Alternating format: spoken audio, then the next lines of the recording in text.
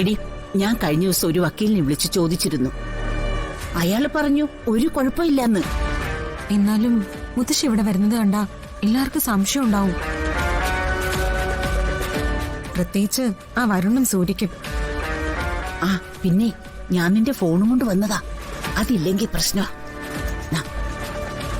പിടിച്ചു. പിന്നെ ഒരു കാര്യം പറയാം. നിന്റെ കയ്യിൽ ഫോൺ ഉണ്ടെന്നുള്ള കാര്യം ഒരാളും അറിയാൻ പാടില്ല. അത് ഞാൻ ശ്രദ്ധിച്ചോളാം മുത്തശ്ശി. എന്നാലും ആ പെട്രോൾ ഒഴിച്ച് മുത്തശ്ശിയുടെ പ്രകടനം ഉണ്ടല്ലോ, അതിലെല്ലാരും ഞെട്ടി കേട്ടോ. ഇപ്പോഴും എന്നെ കാണുമ്പോ എല്ലാവരും പേടിയോടെയാ നോക്കുന്നേ. എടി, മുത്തശ്ശി നിന്നോട് പറഞ്ഞിട്ടില്ലേ, മുത്തശ്ശി ജീവിക്കുന്നത് തന്നെ നിനക്ക് വേണ്ടിയാ മോളെ.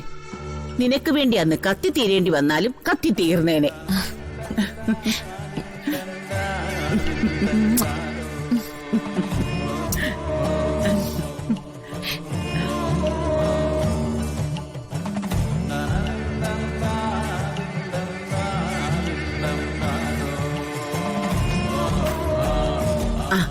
എന്നിട്ട് പറ, ആരോടെങ്കിലും ഇത്തിരിയെങ്കിലും അടുപ്പം ഉണ്ടാക്കാൻ പറ്റിയോ നിനക്ക്? ഏട്ടത്തി പഴയ സ്റ്റാൻഡ് തന്നെയാ, ഒരു മാറ്റവും ഇല്ല. ഞാനൊന്ന് കൂട്ടുകൂടാൻ ശ്രമിച്ചാ കൂടെ ഇങ്ങ് പോരും. പക്ഷേ അത് പോരാ മുത്തശ്ശി. പാറ പോലെ ഉറച്ചു നിൽക്കുന്ന അവരുടെ കൂട്ടത്തിൽ നിന്ന് ഏതെങ്കിലും ഒരാളെ എന്റെ കൂടെ കിട്ടണം. അങ്ങനെ ഒരാൾ ആരാ? മനസ്സിനൊരാട്ടം ഉള്ളതേ അമ്മയ്ക്കാ. പത്മിനിക്കോ? അതെ, അമ്മയെ തന്നെയാ ഞാൻ നോട്ടം വെച്ചിരിക്കുന്നേ. പതുക്കെ പതുക്കെ അമ്മയുടെ മനസ്സിൽ കയറി പറ്റണം. അമ്മയുടെ പ്രിയപ്പെട്ടവളാവണം.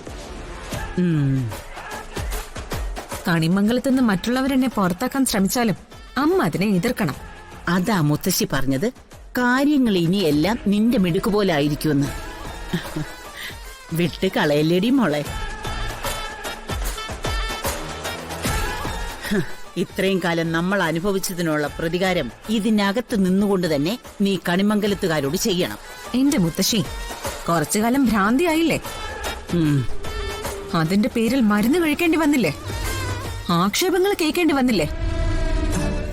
വിട്ടു കൊടുക്കില്ല മുത്തശ്ശി.